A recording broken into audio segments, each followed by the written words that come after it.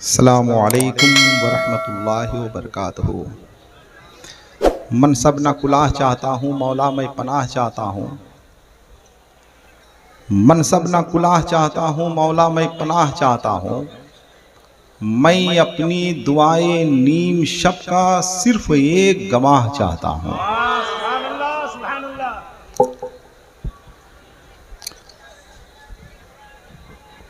हमारे बुजुर्गों ने लिखा है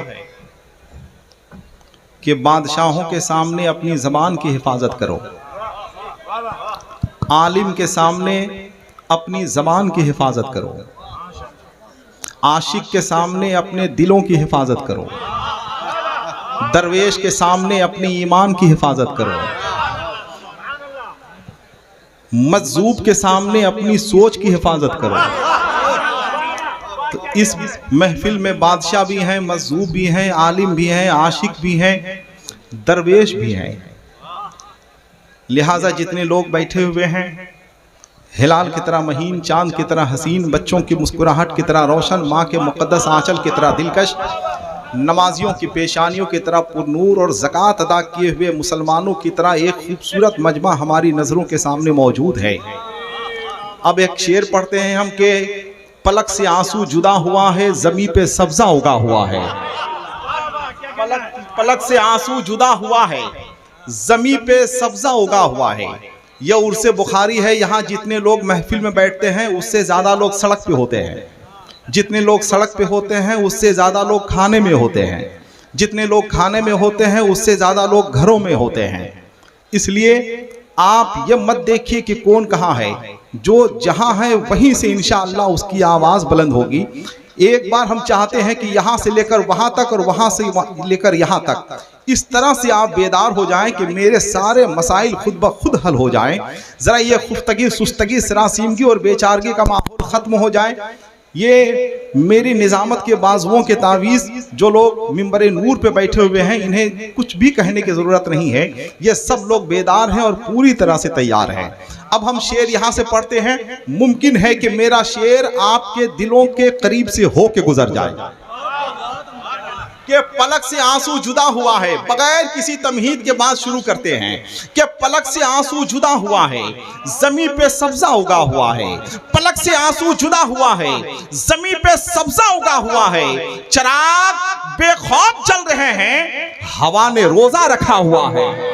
चिराग बेखौफ जल रहे हैं, हवा ने रोजा रखा हुआ है। और जब हवा ने रोजा रखा है तो यह तस्लीम करना पड़ेगा कि तूफान तिलावत कुरान में मसरूफ है, आंधियां दुरूद शरीफ का वजीफा पढ़ रही हैं, फजाएं नाते रसूल के नगमात छिड़े हुए हैं। अलग चुपचाप जो बैठा हुआ है, अलग चुपचाप जो बैठा हुआ है, दीवाना या कोई पहुंचा हुआ है। अलग चुपचाप जो बैठा हुआ है, दीवाना या कोई पहुंचा हुआ है। अमीरी ने जो रखा रोजा एक दिन, गरीबी क्या है अंदाजा हुआ है। सुभान अल्लाह, सुभान अल्लाह, वाह वाह। अमीरी ने जो रखा रोजा एक दिन, गरीबी क्या है अंदाजा हुआ है। और ये सुनकर बच्चे भूखे सो गए हैं, नबी के घर में भी फाका हुआ है। ये सुनकर बच्चे भूखे सो गए हैं, नबी के घर में भी फाका हुआ है। अलग चुपचाप जो बैठा हुआ है, दीवाना या कोई पहुंचा हुआ है। आइए आप हमारी मोहब्बत में नहीं, किसी शायर की मोहब्बत में नहीं, किसी खतीब की मोहब्बत में नहीं, हमारी मोहब्बत में क्या रखा है। आप एक बार उनकी मोहब्बत में सुभान अल्लाह बोलिए जिनकी मोहब्बत में यहाँ आए हुए हैं। अगर आप आए हुए हैं उनकी मोहब्बत में और यहाँ से कुछ लेके जाना चाहते हैं तो जरा एक बार उनकी मोहब्बत में जरा दोनों हाथों को उठाकर बोल तो दें सुभान अल्लाह। माशाअल्लाह जितने लोग बैठे हुए हैं जरा एक बार सब अपने हाथों को उठाकर बोल दें सुभान अल्लाह। जरा मुस्कुराते हुए माहौल में बोलिएगा और जरा ये खुफ्तगी खत्म कीजिएगा। वैसे भी अफ्रीकी कहावत है कि मुस्कुराने से खून बढ़ता है, उदास रहने से नाखून बढ़ता है। तो हम चाहते हैं आप खून बढ़ाइए, नाखून क्यों बढ़ाइएगा। जो लोग बैठे हुए हैं जरा मोहब्बत के साथ बेदार हो जाएं। इसलिए कि चिरागे इश्के नबी जलाना, जला के रखना कमाल ये है। चिरागे इश्के नबी जलाना, जला के रखना कमाल ये है। हवा की जद से इसे बचाना, बचा के रखना कमाल ये है। चिरागे इश्के नबी जलाना, जला के रखना कमाल ये है। हवा की जद से इसे बचाना, बचा के रखना कमाल ये है। तमाम रिश्ते, तमाम नाते जो टूटते टूटते हैं तो टूट जाएं, मदीने वाले से अपना रिश्ता बना के रखना कमाल ये है। तमाम नाते जो टूटते हैं तो टूट जाएं, मदीने वाले से अपना रिश्ता बना के रखना कमाल यह है। बहुत ही सिलेक्टेड, मुअज़्ज़म और बावकार तरीके से आप जलवा अफरोज हैं। अंग्रेजी अदब के मुफक्किर मार्टिन लूथर ने कहा था कि तुम उड़ो, उड़ नहीं सकते हो तो दौड़ो, दौड़ नहीं सकते हो तो चलो, चल नहीं सकते हो तो रेंगते रहो, मगर आगे की तरफ बढ़ते रहो। अगर रास्ते में कंकर या पत्थर है तो अच्छा जूता पहनकर सफर तय किया जा सकता है, लेकिन अगर जूते में कंकर या पत्थर है तो अच्छे रास्ते पर चलना भी दुश्वार हो जाएगा। हजरत अली मौलाए कायनात फरमाते हैं कि इंसान के जिस्म में सबसे ज्यादा ताकतवर चीज उसकी रूह हुआ करती है। इसका मतलब यह है कि इंसान को रूहानी तौर पे मजबूत होना चाहिए ताकि वो बाहरी परेशानियों का डटकर मुकाबला कर सके। यही वजह है कि हम जलसे को सिर्फ जलसा नहीं समझते हैं, जलसे को रूहानी अस्पताल समझते हैं, जहां रूहानियत का इलाज किया जाता है। जलसा दिलों पे चढ़ी हुई गम की परछाइयों को उतारता है। बहुत सारे लोग कहते हैं कि अब उर्स से क्या होने वाला है, जलसे से क्या होने वाला है, अब तो यूट्यूब का जमाना है, फेसबुक का तराना है, अब तो कर लो दुनिया मुट्ठी में, इसी पर अमल करने की जरूरत है। मगर शायद उन लोगों को नहीं मालूम कि तसल्लियों के हलकोरे से दर्द की शिद्दत में कमी नहीं आती है। डूबते तिनके ने कभी डूबने वाले को नहीं बचाया, दवा कभी मौत का इलाज नहीं हो सकती है, व्हाट्सएप से हासिल किया हुआ इल्म बहुत दिनों तक नहीं टिकता है। जलसों की कल भी जरूरत थी, जलसों की आज भी जरूरत है, जलसों की कल भी जरूरत रहेगी, इसलिए कि जलसा तो रूहानी ऑक्सीजन है और ऑक्सीजन के बगैर सांस भी लेना मुश्किल हो जाएगा। आइए जितने लोग बैठे हुए हैं हुजूर नूरे मिल्लत की मौजूदगी में, हुजूर नूरे मिल्लत की बारगाह में जो हम और आप खिराज अकीदत पेश कर रहे हैं, खुदा की कसम अगर आपकी आवाज मकबूल हो गई तो ये आवाज आपकी नस्लों तक पहुंचेगी, आपकी नस्लों तक पहुंचेगी ये आवाज। इसलिए जितने लोग बैठे हुए हैं आइए बहुत ही इख्तिसार के साथ हम काम लेंगे। पहली बार मुझे यहाँ मेरे भाई जनाबे सैफुल्लाह फैजी शायर इस्लाम जनाबे शमीम रज़ा फैजी के हवाले से पहली बार मुझे यहाँ आने का शरफ हासिल किया। आप इस गलत फहमी में मत रहिए कि हम कोई बहुत बड़ा पढ़ा लिखा आदमी है। मेरा अदब में वही मकाम है जो रमज़ान शरीफ के महीने में सेहरी जगाने वाले का होता है, या फिर सड़क पे पड़े हुए जख्मी हालत में एक मुसाफिर को अस्पताल पहुँचाने वाले का होता है। अब इसके बावजूद अगर कोई फाख्ता को हरियल समझ ले तो इसमें शिकारी का क्या कसूर। अब अगर कोई पागल को दानिश्वर समझ ले तो इसमें यूनिवर्सिटी का क्या कसूर। अब अगर कोई हर शेर पढ़ने वाले को शायर समझ ले तो इसमें शायरी का क्या कसूर। अब अगर कोई मुसलमान को दहशतगर्द समझ ले तो इसमें इस्लाम का क्या कसूर। सांसों से लोबान की खुशबू आती है, सांसों से लोबान की खुशबू आती है, सांसों से लोबान की खुशबू आती है, बातों से रेहान की खुशबू आती है, सांसों से लोबान की खुशबू आती है, बातों से रेहान की खुशबू आती है।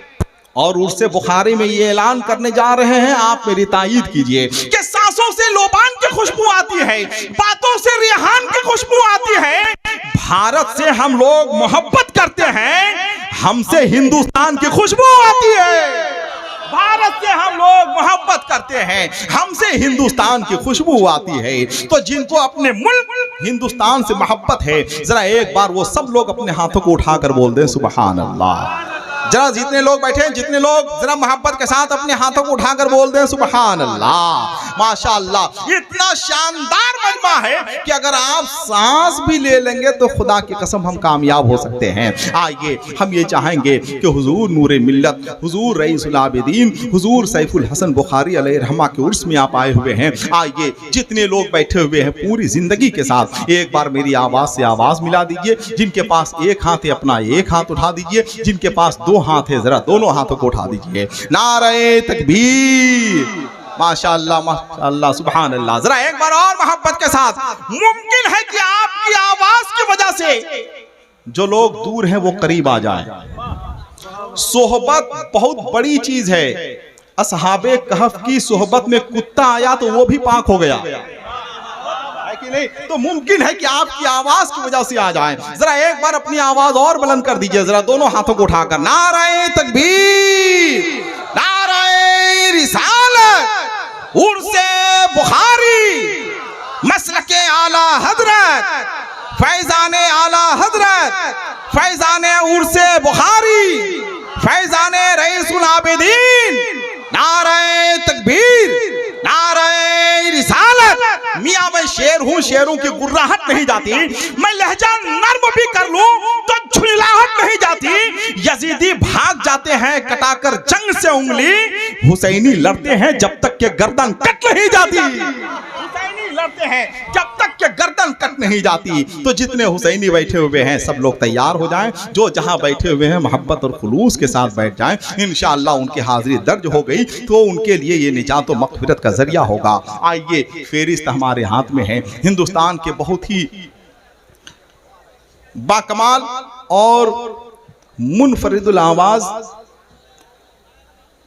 आवाज़ों के मालिक इंशाअल्लाह मिंबर नूर पे जलवाबार हो चुके हैं और बहुत जल्द इंशाअल्लाह जलवाबार होने वाले हैं। आपको सांस रोक कर अपने रद्द अमल का इजहार करना है। आइए, हिंदुस्तान की एक आवाज़ का हम इस्तकबाल कर रहे हैं जो बहुत बड़ी आवाज़ है, जो बहुत कीमती आवाज़ है, जो बहुत महंगी आवाज़ है। हम अक्सर ये कहते हैं कि दुनिया में बहुत सारे लोगों ने, दुनिया के आधे लोगों ने ताजमहल देखा है और दुनिया के आधे लोगों ने ताजमहल नहीं देखा है। तो जिन लोगों ने नहीं देखा है वो लोग देखने के लिए तैयार हो जाएं। हिंदुस्तान की एक आवाज़ है जिसका आसान जुमले में हम आपके सामने तारुफ कराएं कि जिसका नाम शमीम रजा फैजी है।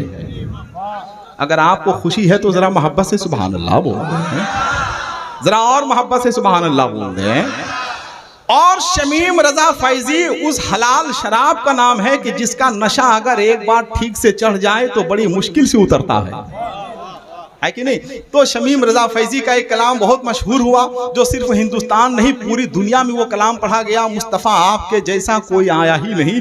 बहुत सारे लोग तो शमीम रजा फैजी को सिर्फ जलसे में देखने के लिए आते हैं, है कि नहीं। वो शायर आपके सामने बैठा हुआ है। हम ये देखना चाहते हैं कि हिंदुस्तान के जिस शायर को पूरा मुल्क अपनी पलकों पर बैठाता है, आप उनका इस्तकबाल किस तरह से करते हैं। मुझे एक नारे से अंदाजा लगाना है। जरा एक बार दोनों हाथों को उठाकर नारा लगा दीजिए, मेरा काम खत्म हो जाएगा। नारे तकबीर, नारे रिसालत, उर्से बुखारी, नारे तकबीर।